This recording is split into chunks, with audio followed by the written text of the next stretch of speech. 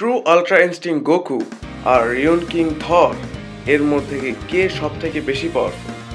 আমি এমন অনেক ইউটিউবার দেখি যারা গোকুর সামনে টিকতেও পারবে না, তাদের সাথে গোকুর কম্পারিজন করে। কিন্তু যার সাথে গোকুর হাড্ডাহাড্ডি লড়াই হতে পারে তাদের কোনো খবরই নেই। তাহলে চলো আজকের ভিডিওটি শুরু করা যাক।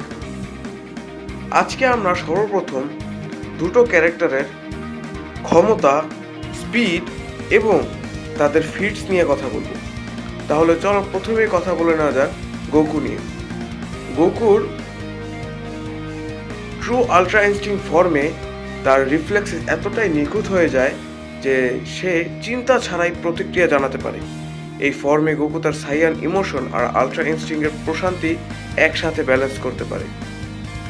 এই ফর্মে যদি গোকুর ফিটসের কথা বলি, ইউনিভার্সাল থ্রেড মোরো এবং গ্যাসকে সে হারিয়েছে।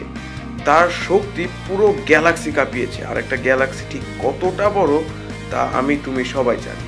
গড অফ ডিস্ট্রাকশনের থেকেও বেশি পাওয়ারফুল হয়েছে, অবশ্য বিরাসের থেকে নয়, তা আকিরা তোরিয়ামা নিজেই স্বীকার করেছেন। বিরাস বাদে যত গড অফ ডিস্ট্রাকশন আছে সবার থেকে সে বেশি পাওয়ারফুল ছিল।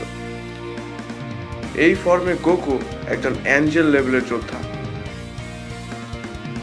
চলো এবার দেখা যাক রিয়ন কিং থরের শক্তি এবং ফিটস নিয়ে।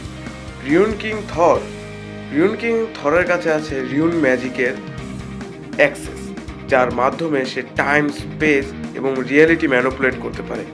সে একাধারে অল স্মার্ট এবং অল পাওয়ারফুল এবং অল মাইটি। যদি আমরা রিয়ন কিং থরের ফিটসের কথা বলি, তাহলে সে ওয়ার্ল্ড ট্রি ডিস্ট্রয় করেছে, যা দেবতাদের নিয়তি নির্ধারণ করে।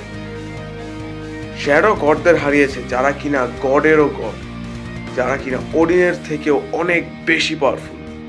এই ফর্মে রিয়ন কিং থরের কাছে থাকে ওডিন ফোর্স, থর ফোর্স এবং রিয়ন magic.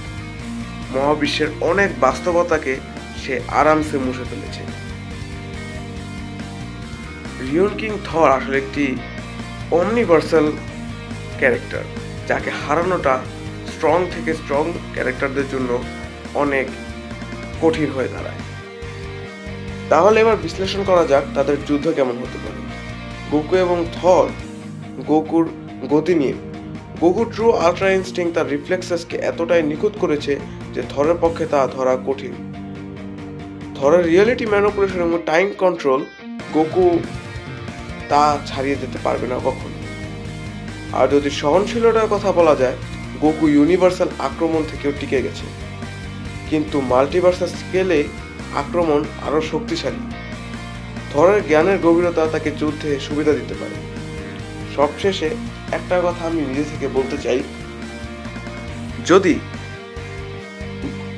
True ultra instinct Goku থরের সামনে আসে, থর আরামসে জাস্ট ওকে রিয়েলিটি থেকে মুছে ফেলবে, এছাড়া আর কিচ্ছু না। আর গোকুর রিয়াকশন হবে এমন। আর হ্যাঁ, যাদের যাদের মনে হয় যে রিয়ন কিং থর কখনোই গোকুকে রিয়েলিটি থেকে মুছতে পারবে না, তাদের জন্য আমি একটা কথাই বলে রাখি, রিয়ন কিং থর অনেক ইমর্টাল এবং অনেক পাওয়ারফুল ক্যারেক্টারদেরও রিয়েলিটি থেকে মুছে ফেলেছে। সেজন্য থেকে তোমরা বুঝতেই পারছো রিয়ন কিং থর আসলে কতটা পাওয়ারফুল। অবশ্যই তোমরা এই ব্যাপারটা বুঝে গিয়েছো।